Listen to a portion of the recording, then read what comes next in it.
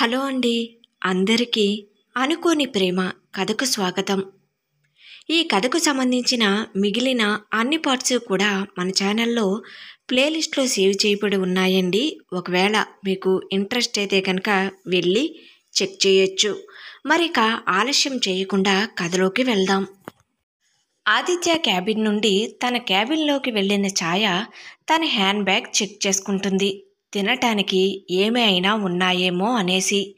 తన hand bag నుండి ఖాళీ చాక్లెట్ ర్యాపర్స్ తప్ప ఇక ఏమీ తన చేతికి తగలటం లేదు. అయ్యో, ఇప్పుడు ఎలా? ఆకలిగా ఉంది.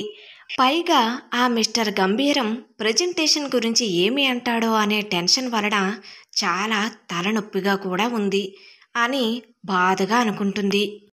ఇది అంతా తన క్యాబిన్ ప్రక్క ఉన్న క్యాబిన్ అమ్మాయి ఉమా చూస్తూ తన దగ్గర ఉన్న డైరీ మిల్క్ చాక్లెట్ను టేక్ ఇట్ ఛాయా అని ఇస్తుంది.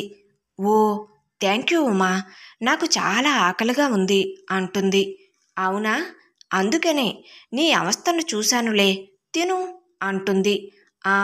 సరే అని ఛాయ చాక్లెట్ ఓపెన్ చేస్తూ ఉండగా, ఛాయా నీకు ఒకటి చెప్పనా అంటుంది ఉమా. చెప్పు, ఏంటి అంటుంది. ఏముంది, నువ్వు నిజంగా చాలా అదృష్టవంతురాలివి తెలుసా అంటుందామె. ఛాయ చాక్లెట్ను ఓపెన్ చేయడం ఆపేసి దానిని తన డెస్క్పై పెట్టి నవ్వుతూ, అదృష్టమా? దేనికి? ఎందుకు అలా అంటున్నావు ఉమా అంటుంది. అదే టుడే ఆఫ్టర్నూన్ జరిగిన నువ్విచ్చిన ప్రజెంటేషన్కి ఆదిత్య సార్ ఏం అనలేదుగా. ఎవరు ప్రజెంటేషన్ చేసినా అందరి ముందు తిట్టేస్తారు.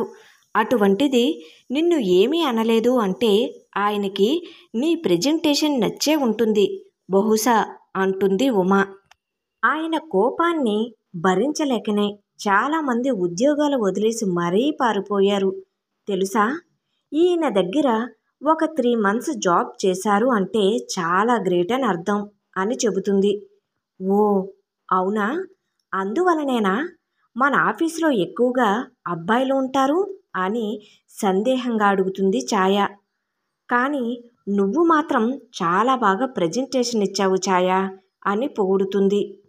లేదు, నువ్వు మరీ ఎక్కువగా నన్ను పొగిడేస్తున్నావు ఉమా, అది నా వర్క్, నేను నా వంతు కృషి చేశాను అంతే అని వినయంగా అంటుంది నవ్వుతూ. నీలా మాట్లాడటం చాలా సులభం ఛాయ, కానీ ఆదిత్య సార్ చేత తిట్లు తినకుండా ప్రజెంటేషన్ కంప్లీట్ చేయడం అంటే మాటలు కాదు అంటుంది ఉమా. సరే పద, కాసేపు క్యాంటీన్కి వెళ్ళి కాఫీ తాగి వద్దాం, లేకపోతే నా బుర్ర పగిలేలా ఉంది అని ఉమతో అంటుంది.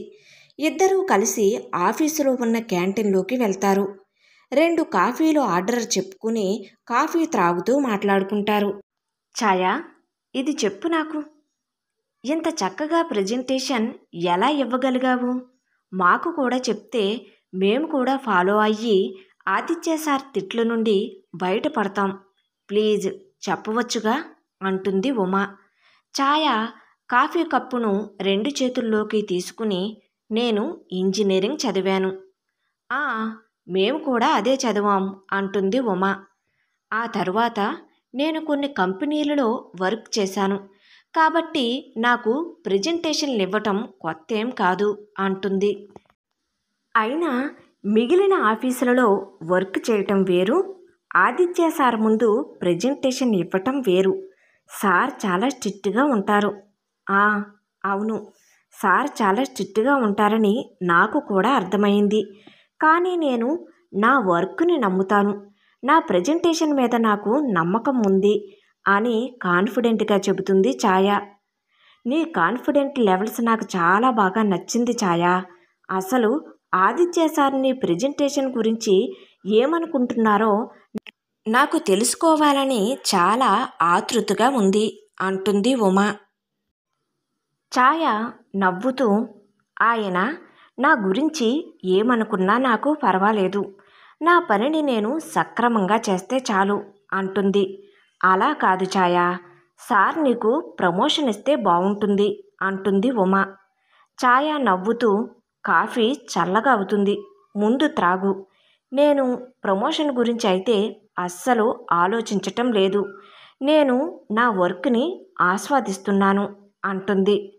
నువ్వు నిజంగా చాలా గొప్పదానివి ఛాయ అంటుంది ఉమా.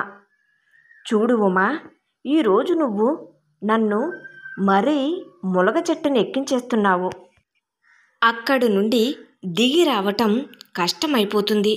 ఇక ఆపు ఉమా నీ పొగడ్తలను అంటుంది ఛాయ. కాసేపు మౌనంగా ఉండి మళ్ళీ మొదలు పెడుతుంది. ఛాయ, సరే నువ్విది చెప్పు. ఆదిత్య సార్ నిన్ను ఆయన క్యాబిన్లోకి పిలిచినప్పుడు ఏం మాట్లాడతారు? నీ పర్సనల్ విషయాలను ఏమైనా మాట్లాడతారా అని అడుగుతుంది ఉమా. అనుకోని ప్రేమ కథ కొనసాగుతుంది. కథ నచ్చినట్లయితే తప్పకుండా లైక్ చేయండి. అదేవిధంగా సబ్స్క్రైబ్ చేసుకుని మన ఛానల్ని ఎంకరేజ్ చేయవలసిందిగా మనస్ఫూర్తిగా కోరుకుంటున్నానండి.